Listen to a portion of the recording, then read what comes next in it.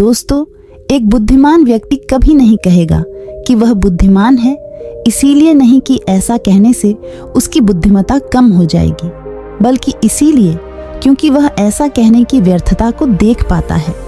दोस्तों, गौतम बुद्ध के जीवन से जुड़ी हुई एक छोटी सी कहानी जो आपको बताएगी कि वास्तव में बुद्धिमान कौन है। एक नगर में एक लड़का रहा करता था और उसका दिमाग बहुत तेज था और उसकी खासियत यह थी कि वह किसी भी चीज़ को बड़ी जल्दी और आसानी से सीख लेता था। जहां अन्य लोगों को किसी काम को सीखने में महीने या वर्ष लगते थे, वहीं पर इस लड़के को उसी काम को सीखने में कुछ दिन लगते थे। उसकी ख्याति दूर दूर तक फैल गई थी और कहा जाने लगा था कि उस व्यक्ति के जितना बुद्धिमान कोई नहीं है। परंतु वह व्यक्ति तो जानता था कि वह भीतर से क्या है। हर व्यक्ति जानता है कि वह भीतर से क्या है, चाहे वो बाहर से कुछ भी दिखाए। वह व्यक्ति भी भीतर से तो परेशान था, परंतु वह अपने अहंकार से अपने परेशानियों को ढकना चाहता था। दोस्तों, ज्यादातर लोग ऐसे ही करते हैं और शो अप इसी का नाम है। वह व्यक्ति अपनी प्रसिद्धि को और बढ़ाने के लिए तरह तरह के काम सीख रहा था।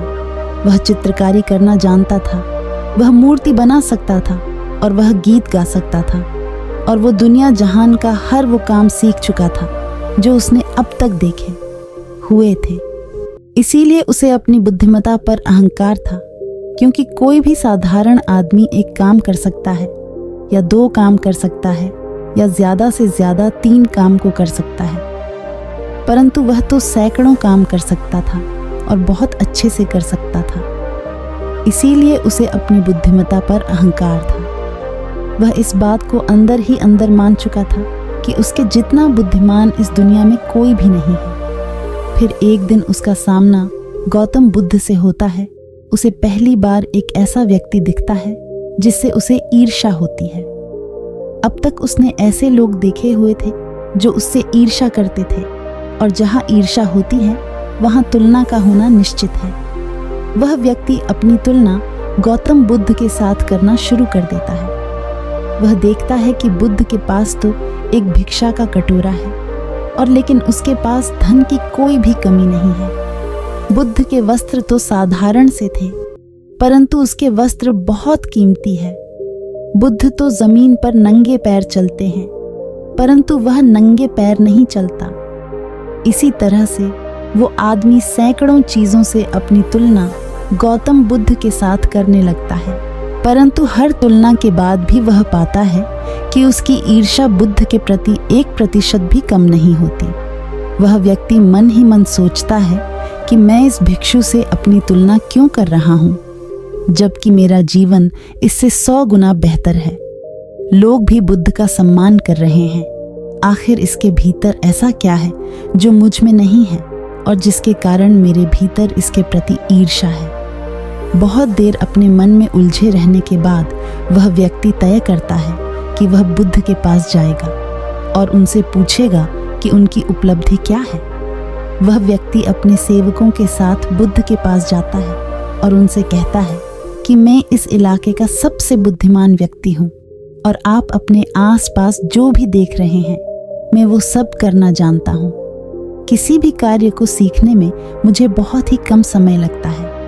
सभी लोग मेरा सम्मान करते हैं, परंतु इस सब के बाद भी मेरे भीतर आपके लिए ईर्ष्या है।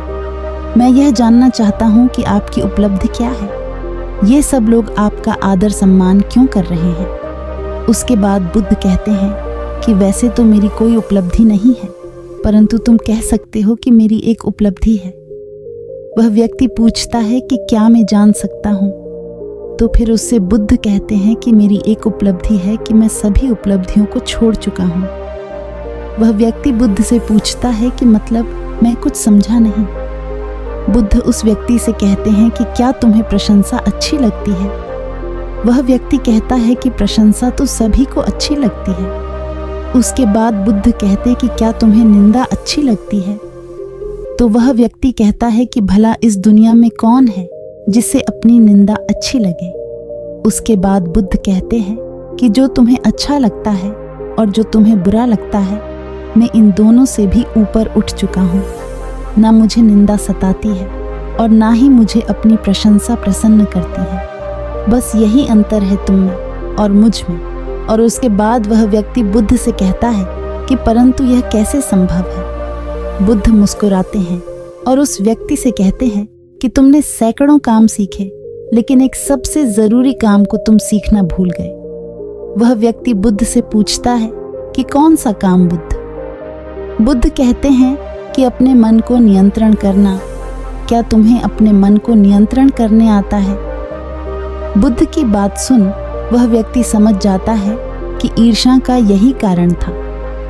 उसके बाद बुद्ध कहते हैं कि जिस व्यक्ति ने सारा जगत को जीत लिया लेकिन अपने मन को नहीं जीता, उसने कुछ भी नहीं जीता। और जिसने अपने मन को जीता परंतु अपना सब कुछ गवा दिया, फिर भी उसने सब कुछ जीत लिया। क्योंकि वास्तव में बुद्धिमान व्यक्ति वही है जो अपने मन का शासक है, वो नहीं जो अपने मन का गुलाम है। गौतम बुद्ध के इन शब्दों को सुन उस व्यक्ति का अहंकार टूट जाता है और वह व्यक्ति बुद्ध से कहता है कि क्या आप मुझे अपने मन को जीतना सिखा सकते हैं? बुद्ध कहते हैं कि अवश्य सिखाएंगे, परंतु मैं तुम्हारी सभी उपलब्धियां छीन लूंगा। फिर उसके बाद वह व्यक्ति बुद्ध से कहता है कि मैं तैयार हूं। उस दिन से वह व्यक्ति ध्यान करना शुरू कर देता है, क्योंकि ध्यान ही वह तरीका है जिससे आप अपने मन को अपने वश में कर सकते हैं। ध्यान करने से हमारे जीवन में बहुत बदलाव आ सकते हैं, जैसे कि हमारे दाम्पत्य सुख को बढ़ाता है, खतरनाक मानसिक बीमारियों को दूर करता है, हमारा सामाजिक व्यवहार अच्छा होता है, हमारा गुस्सा कम होता है, धूम्रपान और शराब की आदत को छोड़ने में हमारी मदद करता है, दवाइयों की आवश्यकता और निर्भरता को कम करता है।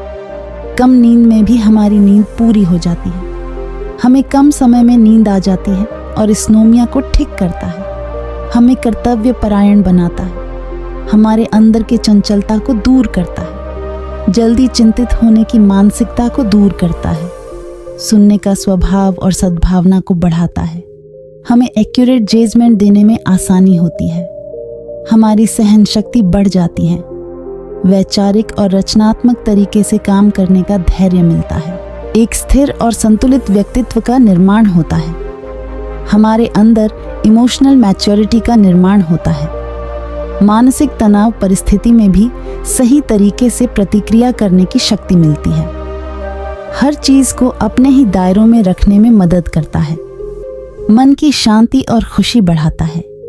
इसके बाद वह इंसान पूरी तरह से बदल जाता है। तो दोस्तों, इस कहानी से आपको क्या शिक्षा मिली? कमेंट बॉक्स में अपनी राय जरूर लिखिएगा।